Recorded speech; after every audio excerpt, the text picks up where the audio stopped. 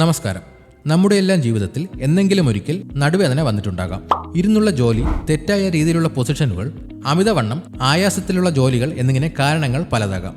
ഈ വേദന നമ്മുടെ ദൈനംദിന ജീവിതത്തെ താളം തെറ്റിക്കും.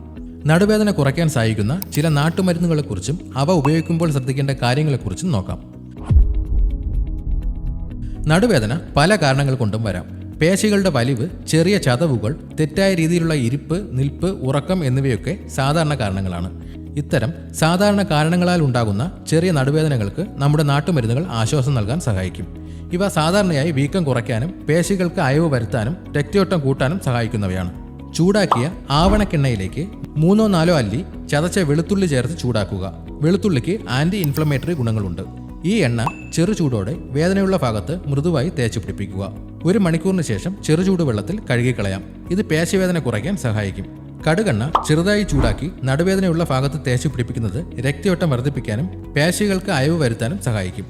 നാൽപ്പാമരാതി തൈലം പോലുള്ള ആയുർവേദ എണ്ണകൾക്കും സമാനമായ ഗുണങ്ങളുണ്ട്. ഒരു പാത്രത്തിൽ കല്ലുപ്പോ സാധാരണ ഉപ്പോ ചൂടാക്കുക. ചൂടാക്കിയ ഉപ്പ് ഒരു വൃത്തിയുള്ള തുണിയിൽ കിഴികെട്ടി ചൂടോടെ വേദനയുള്ള ഭാഗത്ത് അമർത്തിപ്പിടിക്കുക. ചൂട് കുറയുമ്പോൾ വീണ്ടും ചൂടാക്കി ഉപയോഗിക്കാം. ഇത് പേശിവേദനയ്ക്കും വീക്കത്തിനും പെട്ടെന്ന് ആശ്വാസം നൽകും.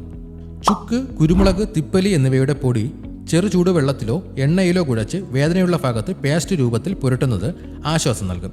ഇതിന് വേദന കുറയ്ക്കാൻ സഹായിക്കുന്ന ഗുണങ്ങളുണ്ട്. 1 ടീസ്പൂൺ ഉലുവ രാത്രി വെള്ളത്തിൽ കുതിർക്കാൻ വയ്ക്കുക. രാവിലെ ഈ വെള്ളം കുടിക്കുകയും ഉലുവ കഴിക്കുന്നതും ശരീരത്തിലെ വീക്കം കുറയ്ക്കാൻ സഹായിക്കും.